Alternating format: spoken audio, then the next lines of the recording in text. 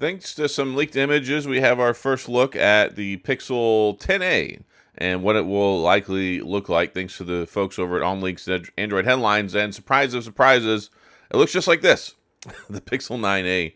And this, I guess it's an all right thing. So when it comes to the A series Pixel, there's been a lot of changes in the last years. And when it first came out, especially like the 4A, God, it was such an amazing phone. It had a good power, good feature set, and it was cheap. Now they've gotten a little bit more expensive. Word on the street is it's probably going to be $499 again. And, I thought that we would see more aggressive sales with the Pixel 9a. I actually put out a video. Well, I didn't even put it out. I recorded it in anticipation of releasing it a couple weeks ago because it was on sale. And then by the time I got around to publishing it, it wasn't on sale anymore, so I didn't actually publish the video. But if you can get a Pixel 9a for $399, which I'm anticipating very soon, like we're right on the cusp, and we're a couple of days away from November. If you know what that means, it means that it's shopping season. And typically, whenever it comes to Black Friday, Cyber Monday, the week of holiday special sales, Google likes to have sales on their phones. So I fully anticipate the Pixel 9a being $399 in a couple of weeks. And at that price, it's a fantastic deal. From what we're seeing with the Pixel 10a, it looks like it's going to be about the same display, very similar 6.2-inch display. It looks like from the images, maybe the bezels might be a little bit smaller. And there's one concerning thing that makes me think maybe it might not be worth buying. Because based off of the leaked information that came out, of course, this is all, like, we'll confirm this later. It probably won't be here until like April or May or something. It's going to be a while. It'll be springtime before we see this phone. So I'm not anticipating really talking about this much in the near future, but these guys that I follow that put out the leaks, once they finally do, they put out the renders of what they might look like and things like that. They're good conversation pieces, right? There's not a whole lot going on right now in the tech news cycle, unless you want to hear about the Galaxy XR, which I don't have one, so I kind of feel bad talking about one because I haven't even got to experience one yet. But I am kind of a subject matter expert when it comes to the Pixels. So these guys have a good track record. I don't mind sharing it because they haven't really been wrong in like the last 2 years I've been talking about whenever they release this stuff. So what they're saying, though, is that the Pixel 10a might not even have a Tensor 5 in it, like the new Pixel 10s. It might have a improved Tensor 4 chipset. And yeah, I don't really know how I feel about that. I mean, because if they're going to do that, I feel like Google's kind of confused when it comes to the A series phones because they keep making it more expensive. They keep making the other regular phones more expensive too, but they make them less of a value. And the A series is always a value. And I said, hey, they should just get rid of it and just use the regular phone, right? I mean, the regular and the Pro. When you're pushing $500, it's not really a budget phone anymore. But if you're potentially going to come out with the same $500 budget phone a year later with basically the same chip, the same screen, probably the same cameras, maybe not a whole lot of change there, just buy the 9A.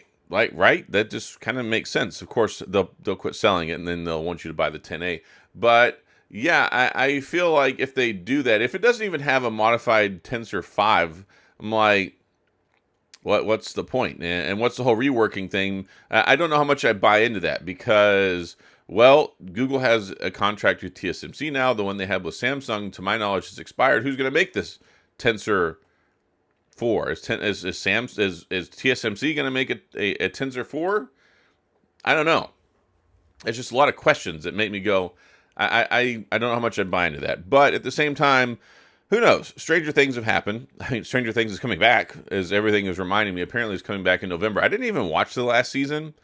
Y'all can sound off in the comments. Like, was season 4 of Stranger Things even worth watching? I mean, half the kids are like 30 now.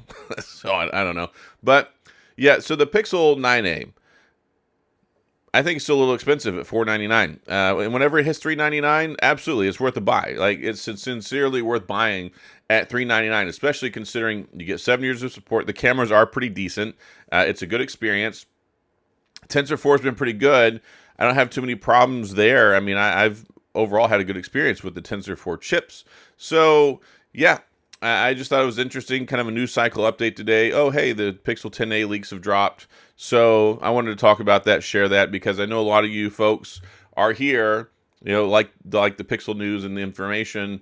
And of course, we're just a couple of days away from our update. So, well, presumably anyway. It probably won't happen on the first Monday of November. But yeah, we'll get a security patch and update and stuff next month. That'll be good. December quarterly feature drop time. That'll be nice. Hopefully we'll get some new creature comforts and nice little additions to the phone then. I'm excited to see about that. I'm excited to see if they unlock the GPU performance on the Pixel 10s with the driver updates and things like that. So there's more exciting things coming, but I just wanted to share this with y'all, just like a kind of a gee whiz. Hey, here it is, and it looks just like this. And it may have many of the internals, just like this, except presumably maybe a TSMC made Tensor 4. I don't know. That would be interesting. I don't know what would be updated or improved. Maybe the modem. Maybe they would add a newer modem. I don't know. I don't really know what they'll do. But presumably it'll be about $499. It'll be roughly the same phone. And they'll probably ditch this beautiful purple color. I love this purple color. I mean, those of you who follow my channel know that I like purple phones. They're few and far between these days. But yeah, I think when you take a look at this, though, maybe compared to like an iPhone 16e, maybe it makes sense. Because the iPhone 16e makes no sense to me, especially with a lot of its watered-down feature sets and one camera and things like that. So, I mean, in kind of the budget mid-tier Android world, there are a lot of options, right? It's not like Apple, where Apple, it's like, okay, you can buy the $500 iPhone 16e, or you can kick rocks, right? So in Android, there's a lot of choice. There's a lot of options. So it makes it look less attractive, even though on paper, I would pick this over an iPhone 16e any day of the week. But if I'm going to spend $500 on an Android phone, I'll just spend like $600 and get a better one. But like I said, pay attention, and I will have links or videos or whatever as we get closer to the holiday season. Because when it goes on sale, when this hits $399, that's a good deal. And you're probably sitting here thinking, okay, Adam, I mean, is there really that big of a deal between $399 and $499? And absolutely there is. When you're parsing things out and you're splitting hairs and you're looking at the feature set and what these things have to offer, at $399, something at $499 could be like it's an okay deal, it's all right. But at $399 is a really good deal. So it's kind of like that. I mean, if you take, for instance, right, this is a $499 phone. I just made a video 2 days ago about the Motorola Razr 2025 Plus, and it's normally a $999 phone, and I got a update yesterday that it's like $500. It was like $580 or something like that on Amazon. If I'm going to spend that kind of money, I'm just going to buy something that's nicer for like $100 more than something like this. At least that's how I look at it. Like I want to try and get the most for my money, and that's kind of where I come from with a lot of these things. But there are trade-offs. But still, lots of good timely support, monthly patches, updates, things like that. It's less AI intensive because it doesn't have as much RAM. It doesn't have all that extra stuff in there. So I mean, it's one of those things where it is a good phone. It's just not as priced as well as I would like for me personally. I mean, you can tell me in the comments. You think it's overpriced? You think it's underpriced? You think I'm complaining about it too much? I don't know. But I like value, and I like to try and like share stuff with y'all to help y'all save value, save money, and get a better value. But anyway, so when this hits $399 again, buy it. At $499, if the new one comes out at $499, which I have no doubt that it will, then that'll be pretty much on par for the 10A. But hey, I mean, it offers some good things. So that's all I got. If you have any questions, comments, gripes, concerns, complaints, all that stuff, please, of course, go to the comment section. I'll do my best to get back with you. If you enjoyed the video, please hit the like and the subscribe button and the notification bell if you want updates when new videos come out. And as always, thanks for being here. I appreciate you watching, and I'll see you guys next time.